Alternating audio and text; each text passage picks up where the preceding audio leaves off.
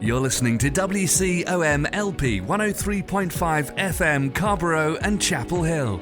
It's a Tuesday, it's 5 o'clock, and that only means one thing. It's time for another round of Snarky Faith with your host, Stuart Deloney. This is a space where we irreverently wrestle through life, culture, and spirituality, all with our heads in the clouds, our tongues in our cheeks, our hearts in our sleeves, and our feet on the ground. At Snarky Faith, the questions or even the answers are never the point. It's all about the conversation. So here's your host, Stuart Deloney.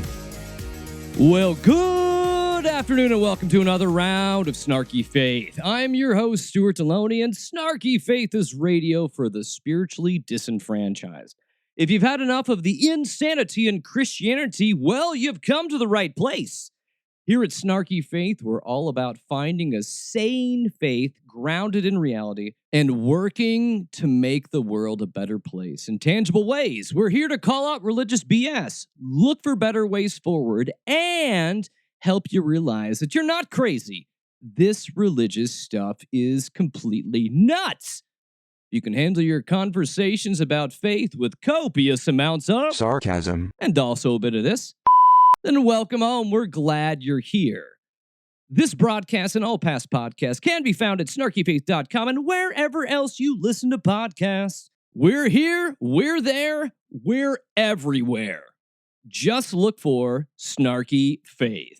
Welcome back here again for another week on Snarky Faith, and I am very, very sad today to be the bearer of bad news because right now in our country, we're dealing with an epic problem.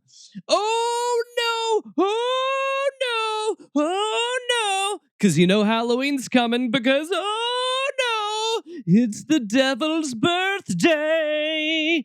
So buckle up, boys and girls. It's going to get bad. This time of year, fall harvest is heavily celebrated in their household, but Halloween is not. It grieves me, the thought of exposing our kids to darkness. Gooch says there's a spiritual war being waged against homes in America. And if you know the Gooch says it, the Gooch doesn't lie. So we should all trust in the Gooch. Wait a second. If I think back in my foggy mind, back to the 80s, like, come on, does anybody remember Different Strokes? Come on. What you talking about? Like Little Arnold, Gary Coleman, Different Strokes, like what you talking about, Willis, like the different strokes to rule the world. You know that thing?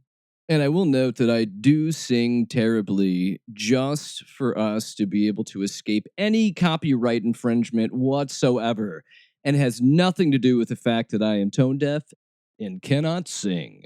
But wait, there was a point here in this, right, Stuart? Different Strokes? The Gooch? Oh yeah. Somehow it just itched the back of my brain. Yes, Little Arnold on Different Strokes had a bully that was out there that would do as bullies do and bully him. And the mean bully was named? That's right, the Gooch. What does it have to do with anything in this story? Nothing, but it's really awesome when you have some woman that's telling us to worry about... Wait, what are we worried about here, Gooch? Tell us, Gooch. Why are we worried? And who's part of the problem? Hollywood is part of the problem, and right now, one film in particular. The whole movie is based on witches harvesting children for blood sacrifices. In a recent Facebook post, Gooch advises moms against letting their kids watch Hocus Pocus 2. I believe whatever comes in our TV screens, there are things attached to that. I've seen for myself the things that I've watched with my eyes or heard over a TV screen, they become manifested in real life. Everybody thinks it's fake and innocent, but they could be casting any type of spell that they want to. Anything could be coming through that TV screen into your... Oh, shit! Does that mean we need to worry that somehow Mike Lindell is manifesting pillows all over America? Oh, the insidious nature of all of this! Curse you, Halloween! Hello, I'm Mike Lindell. But yes, it is Halloween. And Halloween is one of those special seasons in the Christian calendar that leads to only the best of the worst. Which brings us to our segment of the week, The Christian Crazy! So let's go and descend into it. whether you like it or not. If loving the Lord is wrong, I don't want to be right. Lord have mercy. The Lord is my shepherd. He know what I want. That's right, so hop on in for the best cuts of the Christian nuts of the week.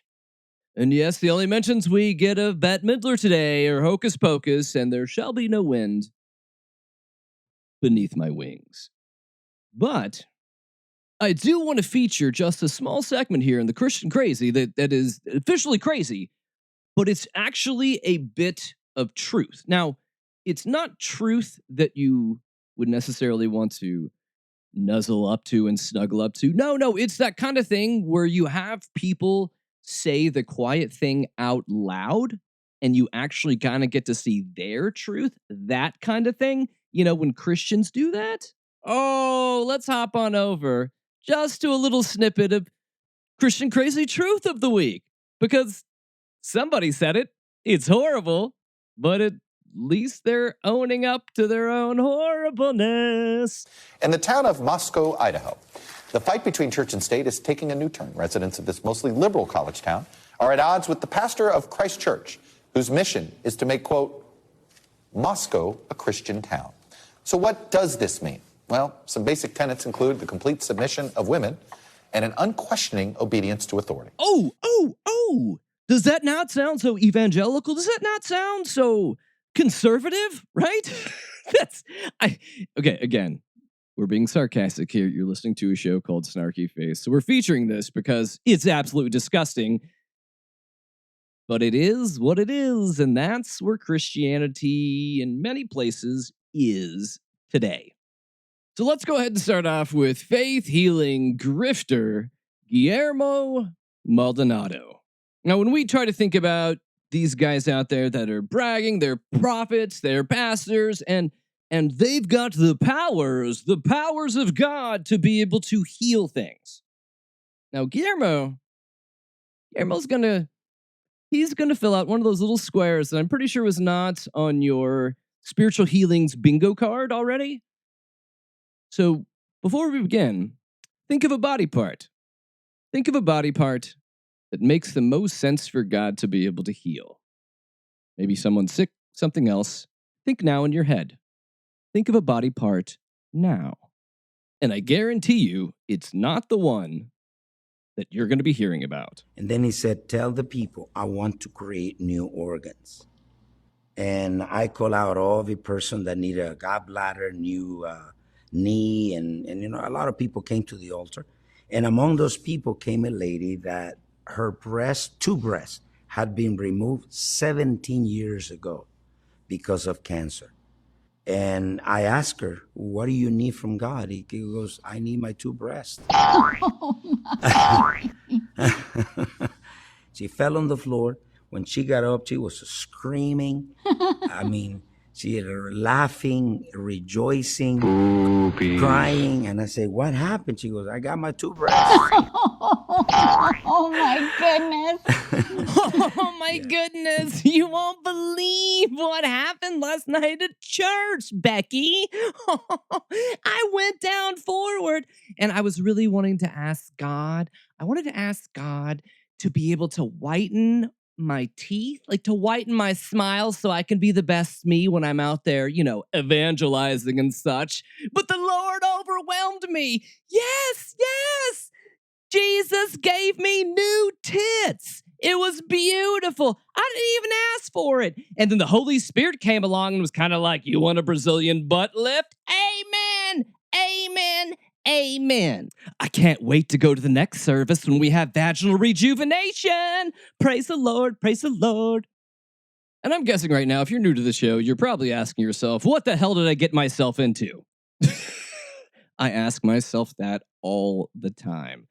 No, Snarky Faith here is a show where we like to talk about the insanity in Christianity, pointing out where we are getting stuff wrong, pointing out those areas where that have nothing to do with Jesus, and then also try to point us, hey, back to something that's a little more intellectual, something that's a little more aligned with what Christ was talking about. So we dip our toes into the insanity, but then we also hop in and have hopefully meaningful conversations about stuff that's a lot deeper and a lot more meat for us to be able to wrestle with in our own lives. Now, what we're going to be doing today, boys and girls, we're going to be talking with the author of the new book, A Theology of Consent, Mimetic Theory in an Open and Relational Universe. And I really believe this is going to be a conversation I think that you're going to love. So without any further ado, let's hop in right now. Today on the show, I'm sitting down with Jonathan J. Foster. He is an author, a pastor, a podcaster. And what we're going to be talking today about is his new book. Now, it started out as his dissertation, and we're going to unpack this and talk a lot about what is going on in this new book. What is going on? Yeah, what's going on in this new book? I love it. And so Jonathan's also the author of The Reconstructionist and other books. He's also the guy behind the Jonathan_Foster podcast. It's excellent. Give it a listen. You won't be sorry. So Jonathan, welcome. Thank you. It's really good to be with you, man. I look forward to, figuring out what the heck is going on here. What are we talking about? I feel like that's me any day. I'm always trying to figure out what's going on. Right. But before we get to the book, I want to talk a little about, I want you to talk to us a little about your background and story, because at least when I'm looking into your background a little bit, anyone that gets kicked out of their denomination for loving people and that's all about grace, that's a good soul in my book. So yeah, so give us a snapshot about you and your past and who you are. Good. I thought I liked you for a reason, so I appreciate it. Pastor. I grew up. My dad was a pastor. Both granddads were pastors. I was steeped in the denominational thing. I kind of found my niche as a church planter. Really enjoyed that. Was able to hang on the fringes a little bit, and was starting to process life and theology a little bit different, maybe than some of my contemporaries and associates. But really in 2015, we had this major loss in life, and it propelled me. It was like rocket fuel to the whole thing. So I had to I didn't have to. I felt the invitation to rethink some of these things. My old evangelical world paradigm, and by the way, it wasn't all bad. There was a lot of good stuff there, but that paradigm just didn't give me a flexibility to be able to come up with responses that I thought were healthy and life-giving and loving and inclusive. So yeah, I started pulling at the thread. That's where I quickly landed in 2015 on René Girard's mimetic theory. That was super helpful. And then not long after, I got really officially introduced to open and relational theology. That was super helpful. And so the dissertation winds up being like trying to bring those things together. Yeah, and it is. It's a beautiful way that you try to knit these things together in the process of it. And I think that I think it's going to lead us to have some interesting conversations today. So this came out of what you were doing work. You were doing work at Northwind Seminary towards your doctorate. Mm-hmm. That's right. Okay. So this came out, and we also know this book is going to be on the shelves soon, That's right. coming out to everybody else. So that's excellent. Now, one of the things I did appreciate about this book was your ability to be scholarly, but yet you keep things grounded with your approachable writing style, your humor, and humility, I think, and how you just offer yourself up in the process of this. It's deep stuff that you make accessible, and I really enjoyed it. That's nice. Thank you. That's a huge compliment. I appreciate it, and it is something I worked really hard at trying to get at some depth, but also not like just get so lost in the weeds that no one understands what I'm saying. So I appreciate that. Now, I feel like I've heard this before, and I don't know who said this, but I jotted it down in my notes here, and I've heard this before. It said, how does it go? It's like Scripture is more about humanity and less about God, oftentimes. And so I think that there's a lot of that wrapped into what we're talking about here in your book. That is, I feel like it's theological as much as it is like psychological, in many ways. Yeah, and anthropological. Yes, that's good as well. Yes. Yeah, so that would be very Girardian to say that you have to kind of understand anthropology to get theology, but it's also very open and relational to say that too. You know, open and relational loves to say what's going on with God is basically what's going on with the world, and vice versa. So how you love people is how you love God. How you love God is how you love people. So I hope it's psychological, anthropological, certainly ecclesiological, theological. I'd like to think it touches on all those things. I think it does. I think it really does well. Now, the book's name is Theology of Consent, Metic Theory in an Open and Relational Universe. And the name gives us a bit of a roadmap. Whereas in a portion of the book, you begin by going through and, dancing with mimetic theory. Then you're taking open and relational theology and then somehow trying to mix them together and see how the cocktail tastes. That's right. Well, it's been a little while since we've talked mimetic theory, and good gosh, I feel like we had Andre Rabé on like a while back. So go ahead and explain to us about mimetic theory. It comes from the word mimesis, which means imitation. And if you've had Andre on, your listeners should just stop right now and go listen to him, because he probably understands it better than me. But I can run through the basic points. We'll have to skip a few things, of course, but I usually break it down into like 4 or 5 categories, and it has to do with desire. So I'll just say them real quick, and then we'll come back and unpack them. Desire, imitation, that leads to conflict, that then leads to the most well-known piece of Girard's mimetic theory, which is scapegoating. And then the last piece, which is the rinse and repeat. It's the ritualization of the whole thing. Mm-hmm. So the desire piece is always, it needs to be remembered, I think, played out against this idea that what seems to be true about all of us humans, like a common denominator, is this idea that we're all really aware of our own lack, to use a philosophical term, our own insecurity. We're aware of our own, the places where we've fallen short. And so we seem to have, generally speaking, like this propensity to have shame and to feel a bit like something's not right here, So, and our desires are then born out of that, plus an intense awareness of the desires of the other. So because we live in a relational cosmos, which is what I understand is going on. I think that is the nature of reality. I realize I just threw that out there, but I think that that's what's happening.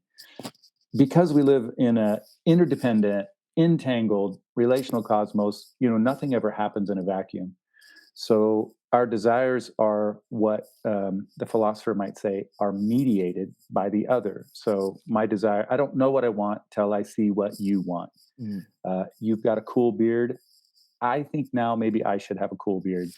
Partly because, yeah, your beard's cool, but also because there's something going on like at a subconscious level where, because I'm aware of my own lack and I feel like, oh, maybe I don't quite measure up.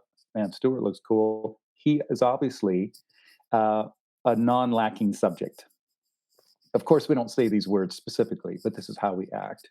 Our entire marketing industry is built on this. The marketing industry doesn't tell you, what kind of car you want to drive. They tell you what kind of car your model wants to drive. And by the way, the model is always just a little bit better looking, a little bit more affluent. It's got some really good stuff happening for them. It's hilarious because the model goes home at night. They film the TV commercial. They go home at night. They do the same thing. They are now a subject and they're modeling their lives after someone else. So this goes round and around. It's desire and it pings back and forth. Psychological movement is kind of part of the way I talk about it in the book. So you have desire that leads to imitation. And what Girard says is that this imitation inevitably leads to conflict because, well, a whole bunch of different things that we could get into. But essentially our own antagonism we bring into it and our own insecurities. And so now we're all reaching for this thing, and because we're kind of scarcity minded people, conflict grows because I don't want you to get the thing before I get it, because then I may not get it and I may not measure up. And so now we're at the edge of chaos because we're fixing to go to blows. And it's never just about you and me. It's always about the community that we pull in. You've got a community. I've got a community. Everyone's pointing their fingers. And then this leads to, so we got desire, imitation, conflict. This leads to the most well-known piece of René Girard's mimetic theory. And it's this idea that they're at the edge of chaos. Instead of descending over the edge, although sometimes we do obviously do that too, but more often than not, what we do is in a way to process our insecurities and our antagonism, our violence even, we kind of agree together, you and I agree together subconsciously, invisibly somehow, to turn and point our fingers at someone else. And so then we offload, I think that's a good word. We offload our psychospiritual drama onto someone else. Mm. So this move of scapegoating, it's always built on two lies. It's built on the lie that you and I are innocent and that the scapegoated victim is guilty. So yeah, desire, imitation, conflict, scapegoating, it's kind of brilliant. I mean, it's sinister, but it's kind of brilliant.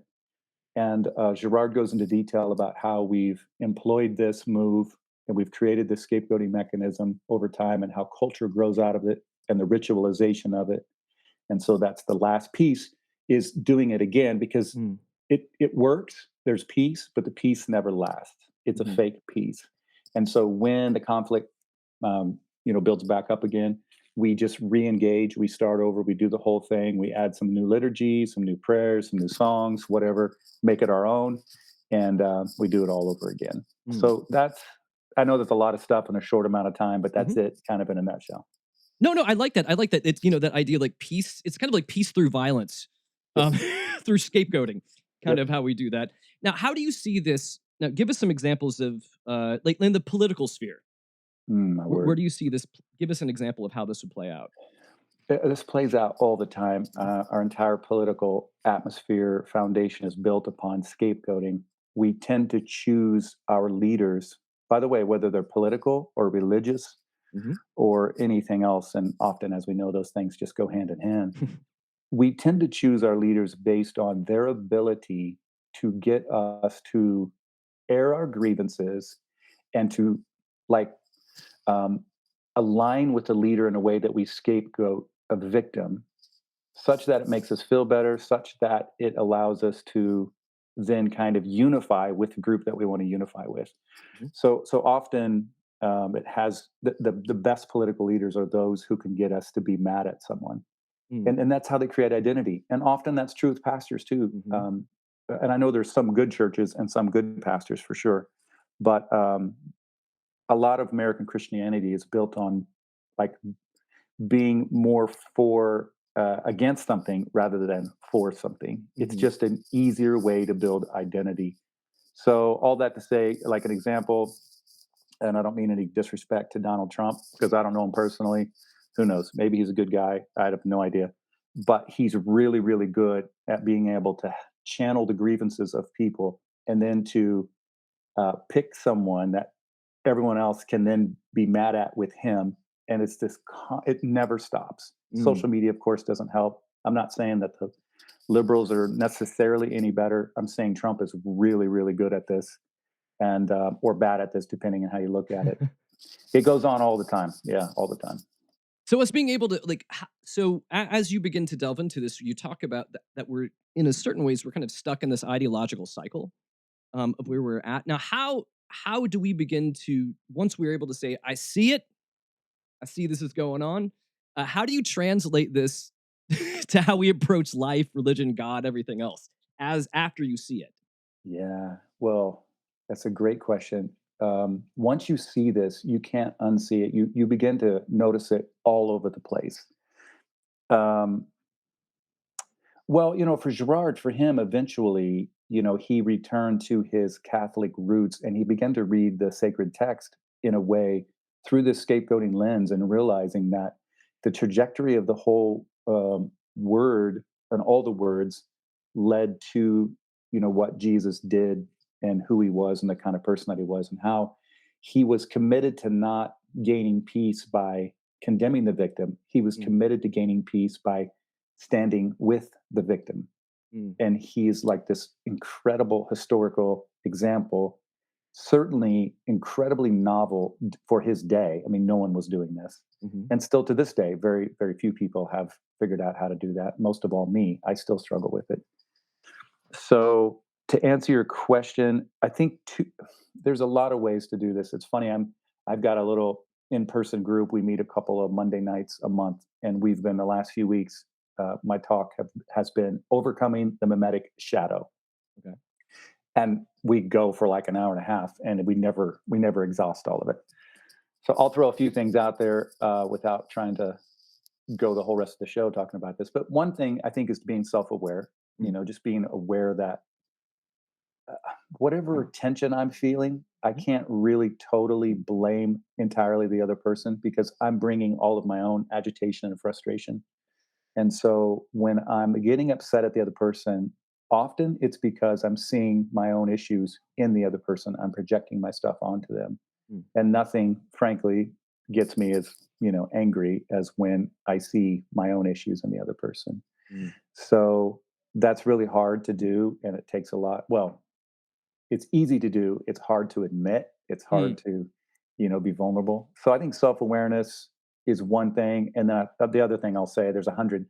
But the other thing is just trying to get good models in your life, trying to find people who are non-rivalrous and imitate them. Because you're not going to be able, according to Girard, there is no scenario where you are not imitating someone. So if you're self-aware about what you're bringing into the situation, and number two, if you find good models, and I do think that this is the primary role that Jesus then plays for us. He's a great model.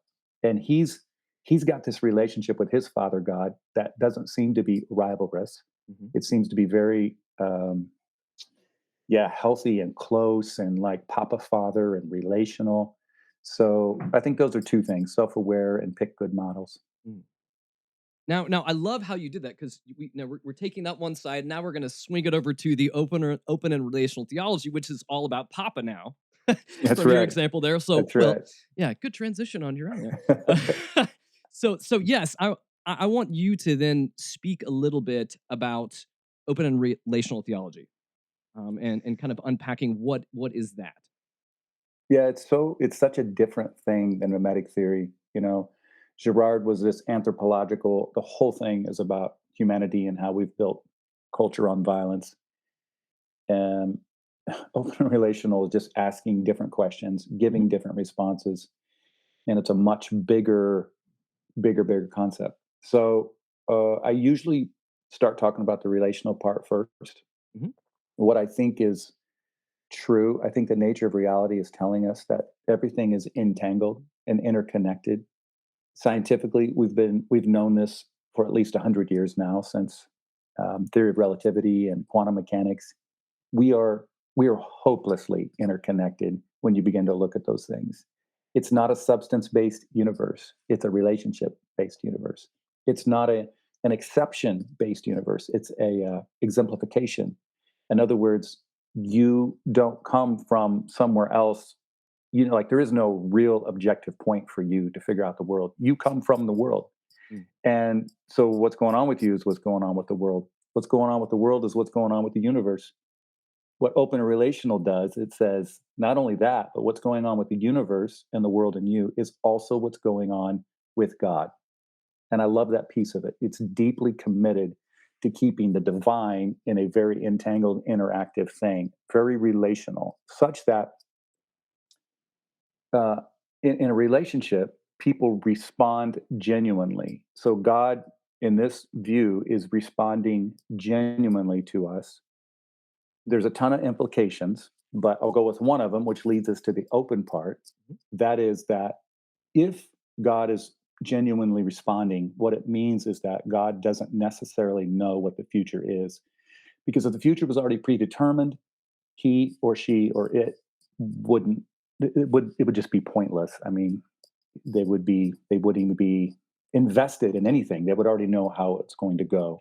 So open and relational plays out a bunch of these different implications. So it keeps the future open, and it says, look, the future hasn't happened yet. It's an unknown quantity. There's a multiplicity of factors taking place as to why the future will be what it is. That doesn't mean that God doesn't have probably a good idea about certain things, but in terms of exact details and how that plays out, no, we'd like to think that there's a genuine relationship going on here. So it's an open future. And it's an open future that isn't defined by compulsion also. I know, like, in so many ways that God doesn't push that on us, or he doesn't push his agenda necessarily on us. Yeah. Right. Because you're exactly right. It's a great way to look at it. If that was the case, then God could really get impatient and be like, no, we got to go this way.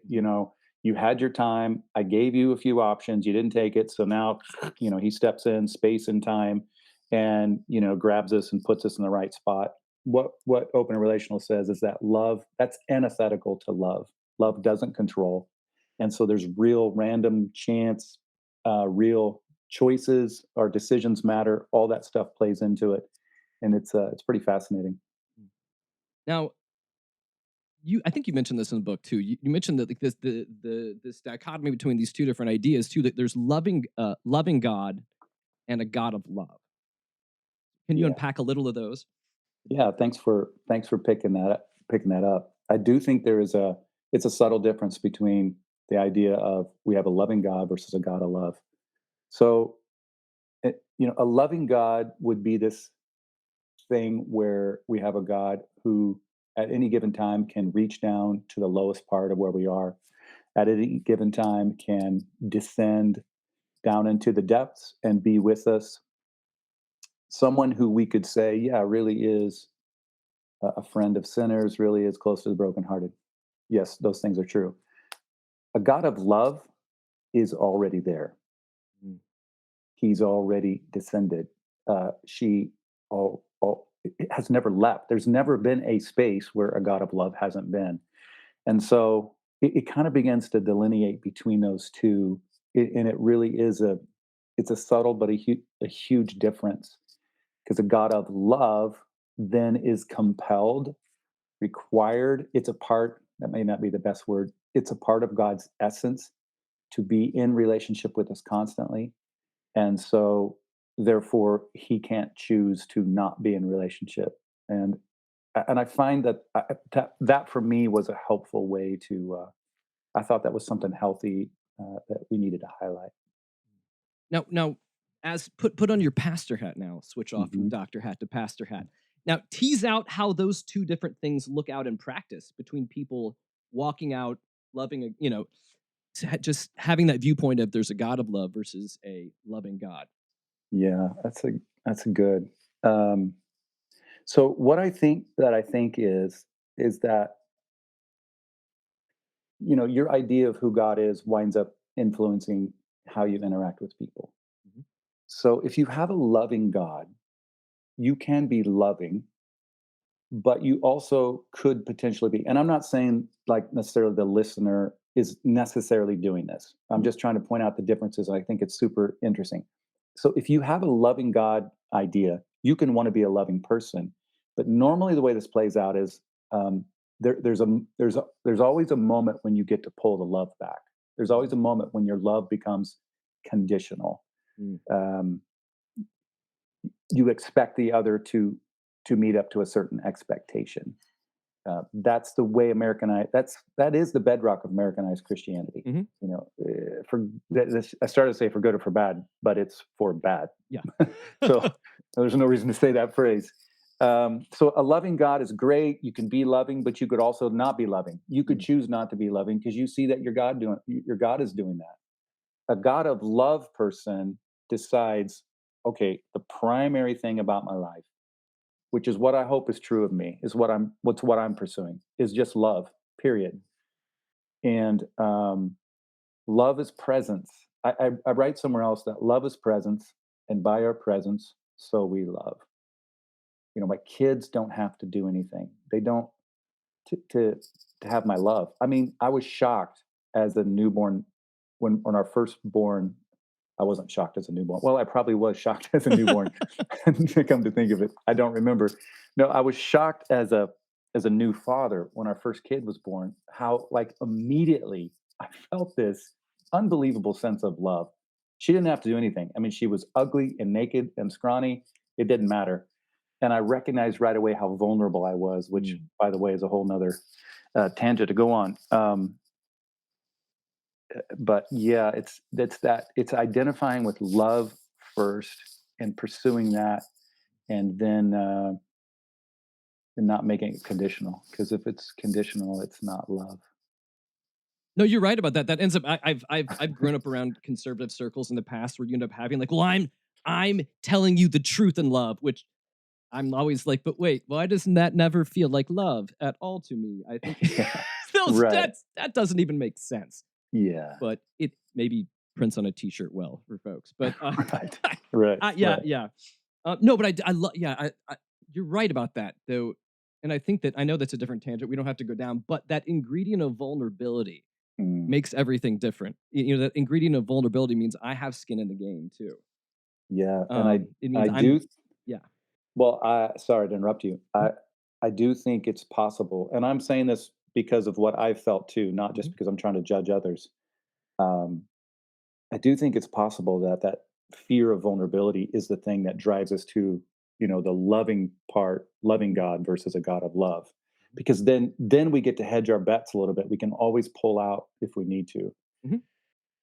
The God of love is at times pure on just complete vulnerability, and it's nuts. It's crazy. It's absurd that to think that the universe might be vulnerable, that God might be vulnerable. But I think that that's probably true. It's a harder route to go. Yeah. Now, in your whole process of how did this all come together?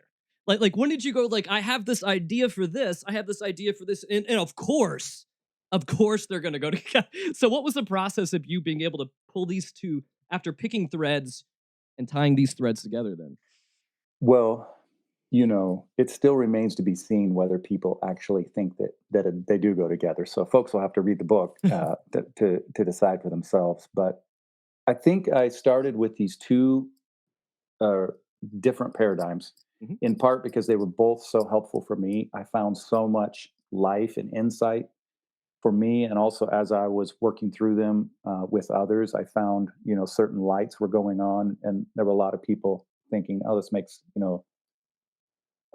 some sense." I hesitated there because whenever you're making sense, it feels like you go through confusion first. Mhm. So you got to unlearn to get to the learning. But so that's why I started because they were so helpful. And I intuited that there were probably some common denominators, especially around sacrifice. So that was really meaningful to dive into that piece of it. Um, but in terms of the rest of it, how did I know it was going to come together? I didn't. And in fact, I really struggled. I mean, there were a few months here on the journey where I was like, what the crap am I doing? Because they're so different. And I realized for a while, speaking of vulnerability and being fearful, Mhm. for a while I was fearful that, oh my word, I'm gonna have to debunk Rene Girard. I can't do that. I can't be the guy. First of all, I'm not smart enough. Second of all, it's just not gonna be good for my career. Or then for a while I'm like, oh crap, I'm gonna have to unfriend Thomas J. Ord. I mean, this is not gonna go well, right? But thank God I just kept after it, and I kept not sleeping at night for a while, Mm. and I finally was able to um, pull it together, even in its divergence. That's what I'm trying to say. There are times when they don't really go together, but I think I figured out a way that each helps enhance and critique the other in a kind of interesting way. At least I'd like to think. No, I think you have, and I think that going through those, it does seem like that when we stumble onto new things, whether it be deconstructing to reconstruct or all of these things, we do have those dark nights of the soul or those sleepless nights where we're just like, none of this makes sense. It doesn't fit together. Yeah. But I guess that's the work. That's the Yeah. process of you like leaning in and continuing to lean in and continuing to do the work with that. So then how does this begin to get to put together? How does this hold these threads of how do you get to a theology of consent? So begin to talk about that because I know you were talking you were teasing on the different roles of sacrifice Yeah. in all of these too. So yeah, how did you begin to massage some of these together and see some wholeness and congruency? Yeah. There's probably a half a dozen different ways to answer that. So I'm trying to, maybe I'll just, um, okay, well, I can talk about sacrifice for a Yeah. second because that is definitely a common denominator. Both open and relational and mimetic folks, they may not say it this way, but essentially they're all they're all really suspicious of sacrifice itself being a redemptive thing. this was challenging. This is great news, but this is also challenging because it's not as if you can get rid of, let's say, for those of us who care about what's in the Bible, it's not like you can just get rid of sacrificial language. Mm-hmm. So I had to kind of live with that for a while. And and we all know there's a good type of sacrifice, like altruism and self-donative love, those kinds of things, kenotic love, kenosis. So where I kind of landed a bit with that was, I don't remember where I got introduced to this, but this idea that in the English language, that there are such things as reflexive and non-reflexive verbs. Reflexive verbs are verbs where the subject, here's where the consent plays a factor. The subject chooses for themselves to be involved, basically. Non-reflexive is when the subject is being forced into the action of the verb. So as I write in the book, it's a difference between verbing and being verbed. Mm-hmm. No one likes to be verbed. Mm-hmm. So non-reflexive sacrifice is to be verbed. It's this whole idea that God needs you to do something in order to gain his favor. Mm-hmm. Or in the American Christian story, God needs you to do something, but obviously you can't. You can't provide a good enough sacrifice, so he'll send his son Jesus. Jesus gets murdered. Now God's happy. So Jesus took your sins. That's it's penal substitutionary atonement. It's non-reflexive sacrifice. And both Girard and Open and Relational want to say there's something deeply flawed with that.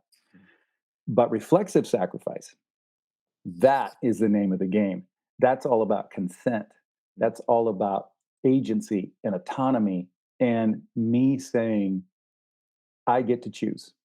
The church, I say this with all due respect, the church doesn't get to tell me anything. Mm-hmm. God doesn't get to tell me anything. My wife, ultimately, I consent. I am the one who decides. Now, that doesn't mean, I realize the way I just said that could have come across, disrespectfully. That's not the way I mean to take it.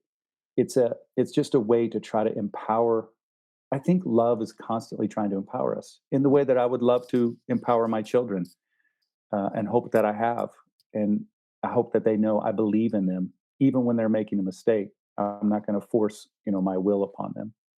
So that's reflexive sacrifice. That's what Jesus does. Jesus even says one time, I love that phrase, I have the power to lay my life down and I can pick it back up. It's things like that where he's esteeming his own agency and autonomy. And I think reflexive sacrifice helps us get there. And I think that's a really important thing for our world. It's an important thing. I mean, if it's an important thing for me, I say this all the time, as a white, straight, male, American, relatively affluent, to esteem consent, I realize that there's a bit of irony there because all those boxes I just checked have been the ones primarily responsible for, pushing non-consensual things onto others. So if it's challenging for me, I'm sure it's challenging for folks who don't check off those boxes. And I think it's a great, great word for our world today. Yes. In so many ways, consent's a great word for the world today. But this theology of consent, where as you've knit a lot of this together, and in your own life, like how does where does this lead us? Like how does this shape us moving forward? Anarchy. Complete chaos. Yeah. I'm sorry, I interrupted you. Go ahead. No, go ahead. No, but how does this impact the shape of us moving forward? Well, I hope it empowers people. I hope it decentralizes. I think that's a great word. I think there is I think love is constantly, respectfully decentralizing. I think Jesus embodied that. The whole movement of what he's doing subverts the power structures. What are the power structures? They are the structures that have most effectively utilized the scapegoating mechanism, whether it's politics, religion, economics. And so Jesus is always deconstructing that. That's why it drives me crazy a bit. Okay, maybe not a bit. It drives me crazy when you hear preachers, of all people, who will talk about how selfish deconstruction is and how wrong it is and how, I'm like, come on, man. We're talking about Jesus here. This is deconstruction. That's what it is. So, but it's not deconstruction to be. It's not to like be something inserted into the spokes of the wheel in order to trip people up on purpose. Really, it's like this powerful self empowering agency, consensual kind of thing that always sides with the victim. Jesus was the one who taught us how to get to peace, not by unifying over against the victim, but by standing with the victim. And so what I hope where this leads is a complete overhaul, which is it's already going on in many ways. So what I hope this work can do is join with other works in helping people, give them really good theological reasons why to do the things why we're doing the things that we're doing, because we need to rehabilitate a whole bunch of systematized religion. I don't know if that was a very good answer, but no, I liked it, and it made me ponder too that since we've talked about different roles that you've had in your life, like if you would have had this, let's say if this is back in your pulpit days, how would this type of knowledge, how would it resonate with you if you were preaching? How would you be able to kind of shape community around these ideas? Well, it resonated with me a lot, and that's why I kept running with it. But it did not resonate with the powers, and so the powers are the ones that got rid of me. So there were real world consequences to all this. And by the way, a lot of that, the flashpoint of all that was LGBTQ stuff. It just became easy for the church to scapegoat me for pointing out their scapegoating ways. And so, yeah, I did teach this a lot. And I've really only not been a pastor, not even a year. So most of my life, that's what I've done. Yeah, it's changed me a lot. It's changed people that I know of who've pursued this. It's affected us a lot. You don't get to pick and choose the victims. You realize you're standing with all victims. Maybe that's one. I'm rambling a bit, but now I'm tying in, like, the question is, how did this change you? Like that's one thing. Like before mimetic theory, I had an idea that God was kind of like with the victim, but I didn't really realize that it was with every victim. I didn't get to pick and choose. It was so the same issues that are present with white people victimizing black people are present with males victimizing females. By the way, they're also present with black people victimizing other black people. They're the same as females victimizing other females, because we all know this goes on. It just never really stops. So I think that was revolutionary for me. And that was super important. It is. I always find it interesting, the things that sometimes on these paths of like knowing and discovery, how how often us pursuing these things leads us away from the systems and structures of power anyways. It's those difficult lessons to learn. It's almost like like I remember going through seminary and I was like, I remember someone had asked me, I think like alumni thing, like, oh, tell us about what you got out of this. And I was like, oh, this has been one of the most wonderful experiences that I've had for ruining me for ministry. And I love it. Like it ruined me for like moving forward, but it also like began to scratch itches and pull threads and move you in a direction. But the sad thing is, I think like you said, like once we kind of begin to see that difference, you just can't go back without probably killing part of your soul. Yeah, I don't know if I would say that's sad. I don't want to go back because I want to keep moving forward. But definitely, what I think is sad is that the system itself cannot see that. They just can't. If they see it, they would have to desystematize themselves, and they'd be out of their power. And so it's just like this very ironic hand in glove thing, and it kind of just never stops. Now, one of the things that we've been talking about here is that as we like approach these and embracing these different viewpoints and how they can impact the way that we see reality, it's inherently it's kind of a journey of risk. I mean, I guess vulnerability, risk, they're very hand in hand. And And you said this, and I wanted you to kind of speak more to this. This is one of the quotes I really liked about the book. You said this. You said, we could be the people who risk with God in the face of the apocalypse, and in the face of apocalypse, rather than the people who trust in a God who authors apocalypse. I was like, it's huge. That's a pretty cool line. Yeah. It's yours to say it. Okay. That only took me 3 months to write, probably, just that one freaking line.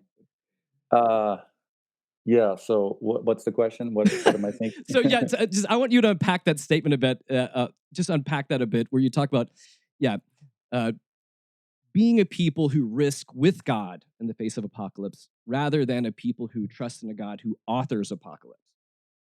Yeah, there's at least a couple things going on. Mm-hmm. The risk piece esteems, again, this vulnerability. It esteems a relational kind of power.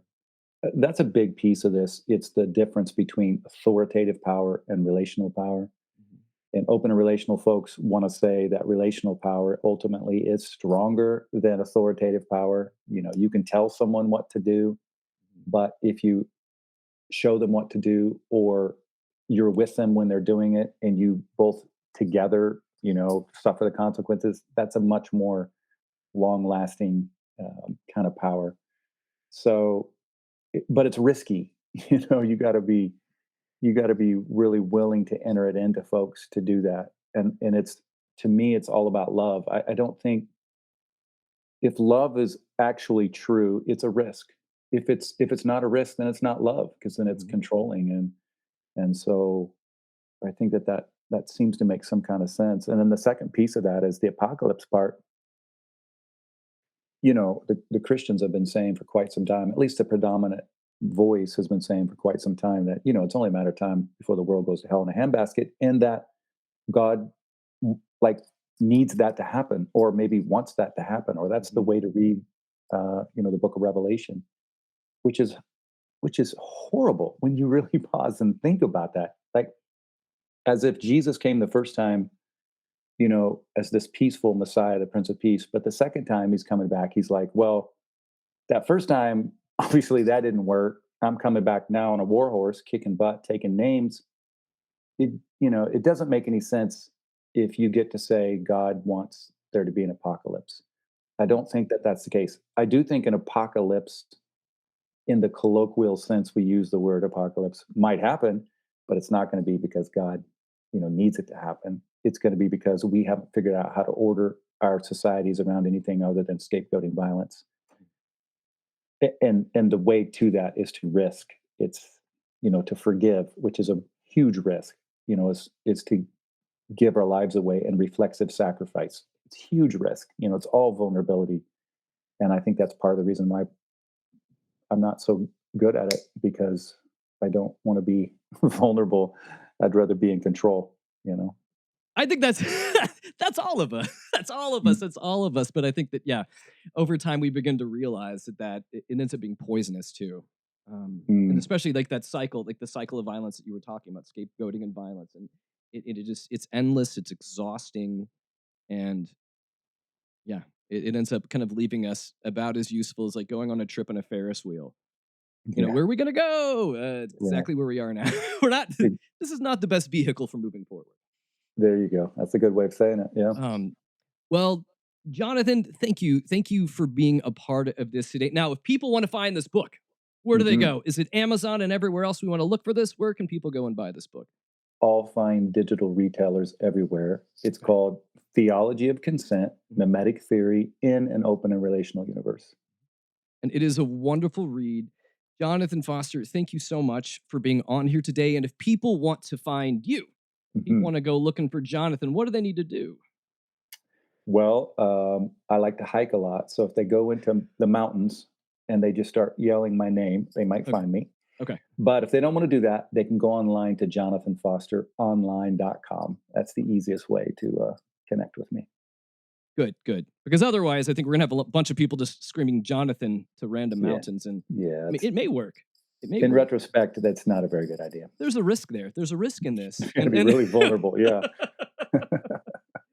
Well, Jonathan, thank you so much. And again, for those listening to, the book is Theology of Consent, Mimetic Theory in an Open and Relational Universe. This is a wonderful read, and I think it's really challenging stuff that we need in the day that we are in today.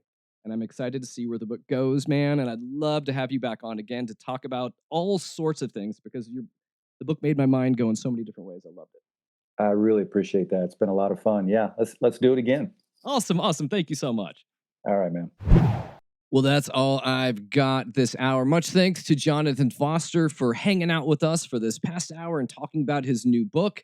Love it, and you guys should check it out as well. And so just before I send you off, a reminder to share, subscribe to the show, and give Snarky Faith a review over on Apple Podcasts. It helps to get the word out to new listeners. If you want to reach out to me directly, you can hit me up at Stuart@snarkyfaith.com. That is Stuart at snarkyfaith.com. Thank you for being a part of this show week after week. I appreciate all of you. And as I release you out into the wide world, I send you out with the holiest amount of grace and peace and snark. That's all I've got this week. I'll catch you guys again next week. Peace be with you.